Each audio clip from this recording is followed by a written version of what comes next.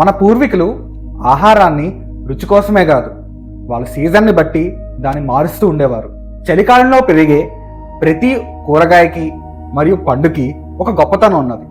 అది మన respiratory ఇష్యూస్ని clear చేస్తూ ఉంటుంది. అదే కాకుండా మన ఇమ్యూనిటీని బిల్డ్ చేస్తూ ఉంటుంది.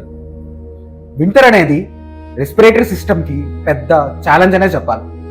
వింటర్లో ఏమవుతుందని అంటే, ఈ పార్ట్ 2 ఎపిసోడ్లో మనం వింటర్లో ఏ ఆహారాలు తీసుకోవాలి, ఏవేవి తినకూడదు అనేది పూర్తిగా డిస్కస్ చేద్దాం. సన్లైట్ అనేది తగ్గిపోతూ వస్తుంది. దీనివల్ల వైటమిన్ ఈ డెఫిషియన్సీ అనేది చాలా ఎక్కువగా కనిపిస్తూ ఉంటుంది. సో వైటమిన్ ఈ డెఫిషియన్సీ ఉంటే ఆటోమేటిక్గా ఇమ్యూన్ సిస్టమ్ కూడా వీక్ అయిపోతుంది. క్యాబేజ్ అండ్ కాలీఫ్లవర్ ఇదేంటంటే యాంటీ ఆక్సిడెంట్స్ రిచ్ ఉంటాయి.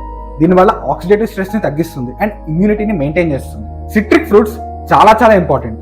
ఎందుకు అంటే ఇది వైటమిన్ సి రిచ్ ఉంటుంది. ఇది మీ ఇమ్యూనిటీ సిస్టమ్ని వింటర్లో ఖచ్చితంగా సపోర్ట్ చేస్తుంది. జింజర్ అంటే అల్లం, ఇదేంటంటే మీ థ్రోట్ ఇన్ఫెక్షన్ని మరియు కాఫ్ని కంట్రోల్ చేయడానికి చాలా ఉపయోగపడుతుంది. ఇప్పటి వరకు ఏమేమి తీసుకోవాలో చెప్పాం, ఇప్పుడు ఏ ఫుడ్స్ తీసుకోకూడదో కూడా చెప్తాం.